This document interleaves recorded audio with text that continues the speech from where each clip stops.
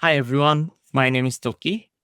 I am a PhD student studying at Interactive Media and Game Development from Worcester Polytechnic Institute, located at Massachusetts, USA. My co authors, Ben, Juhan, and Joseph, are our sponsors from NVIDIA, and Professor Mark Claypool is my advisor. Our research is on the effects of frame rate on players, performance, experience, and behavior for up to 500 frames per second in first person shooter games. Frame rate in games translates to how many frames or still images are shown in a second. So, higher the frame rate, the smoother the animations in a game or the motions in a game look. Here we can see animations playing on 3 different frame rates.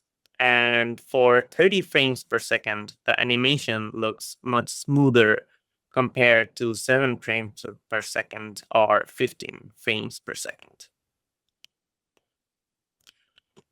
Alongside making the gameplay experience smoother, higher frame rates have an inherent benefit of lowering system latency.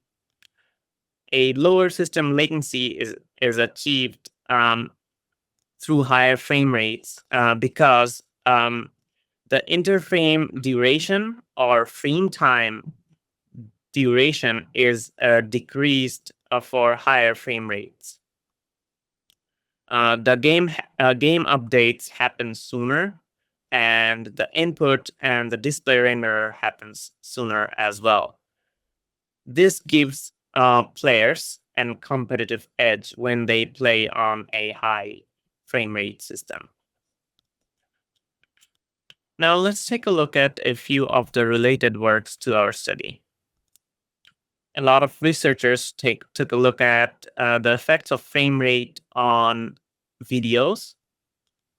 Researchers also looked at how player performance declines for the effects of frame rate on first-person shooter games.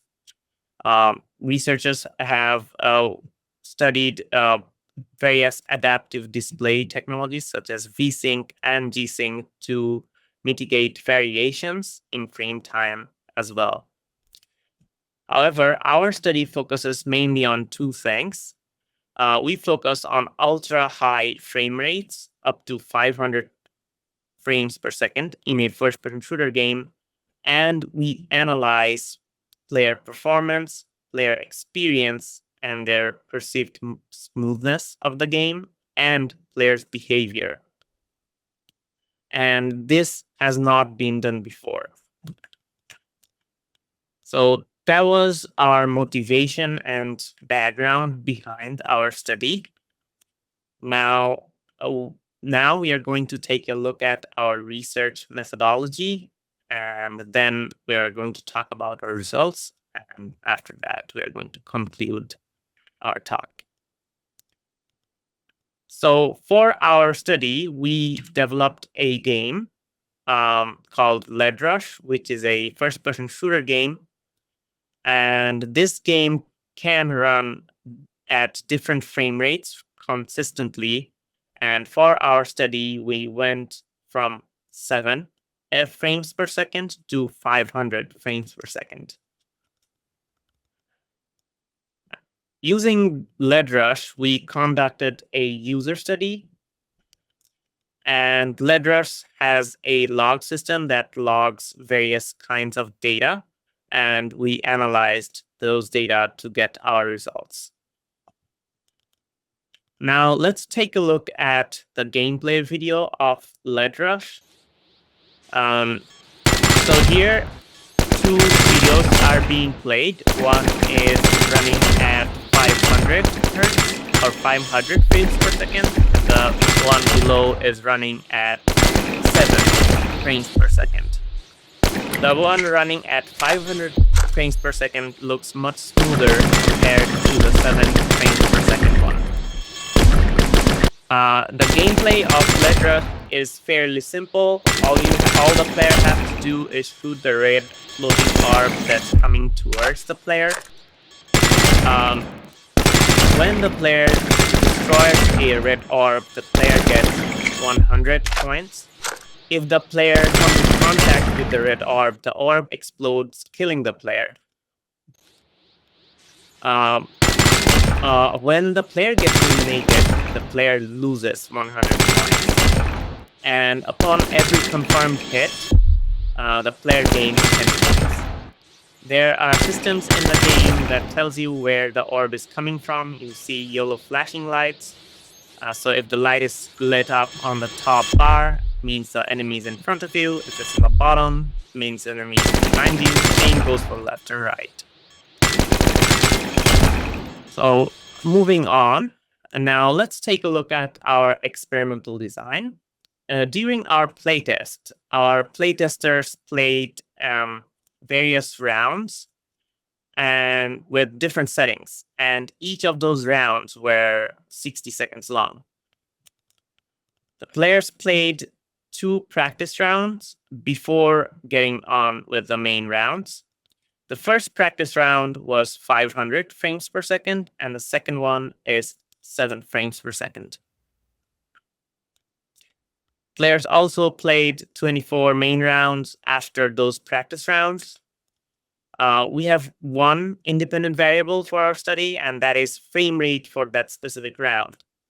And for the frame rates, we chose 12 frame rates, starting from 7 all the way up to 500 frames per second. Each frame rate is repeated twice for the main rounds, but they are not played consecutively, like not after one another. And all the settings were shuffled using Latin square. After each round, the players were asked to rate the smoothness of the round using a slider going from 1 to 5, 1 being very choppy and 5 being very smooth. So that was our methodology. Now let's take a look at our results. First up, demographics. So 44 users took part in our study. They were mostly male in their early 20s. Their gaming skill and first-person shooter skill were moderate. They had fast reaction time, and most of them liked playing games. Now let's take a look at the first portion of our analysis, which is players' performance. And for performance, we chose score. Here on the x-axis, the graph shows frame rate as frames per second. And on the y-axis, the graph shows our score. And to recap, the score is calculated in this way. When a player eliminates a enemy, player gets 100 points. For successfully hitting a enemy, the player gets 10 points. And if the player gets eliminated, then player loses 100 points. So it is possible to get a negative score in this game. The graph on the right shows frame time on the x-axis instead of frame rate. This is because if we look at the lower frame rates for the frame rate graph, we can see that the data is crushed, or they're very close together. But in the frame time graph, the lower frame rates are expanded, so it's easier for us to visualize. Now, from the graph on the left, we can see that the player score did not improve for frame rates above 60. From the frame time graph, we can see that from 7 to 60 frames per second, players for performance or score improved quite linearly, and then it flattened out after 60 frames per second. So score no longer improves beyond 60 frames per second from our study. Now let's take a look at quality of experience. And here the graphs are similar. So on the left, we have X frame rate as x-axis, and on the right, we have frame time as x-axis. And for both, the y-axis is player-reported QoE. And in this graph on the left, it may seem like after 90 frames per second, the QoE gets pretty flat. But if we take a look at the frame time graph and look at the frame times above 90, we can still see there's an upward trend for up to 500 hertz as well. So QoE improves beyond 60 frames per second and up to 500 frames per second. We hypothesized that when a player moves their mouse more, they'll notice the choppiness or the smoothness of the game more. Here we have two graphs, one for 7 frames per second and another for 500 frames per second. And on the x-axis, we have mouse movement in degrees. So for 7 frames per second, when the player moved the mouse more, they reported a lower QoE.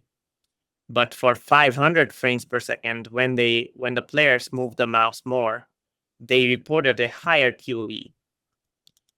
If we plot out the slopes of these lines along with different frame rates, we can see a upward trend. So from this, we can say that players notice the effects of frame rate more with increased mouse movement due to the motion that players perceive when they move their mouse more. To sum up our study, player performance no longer improves beyond 60 frames per second. However, even though player performance does not improve beyond 60, player experience does improve beyond 60 and all the way up to 500 frames per second.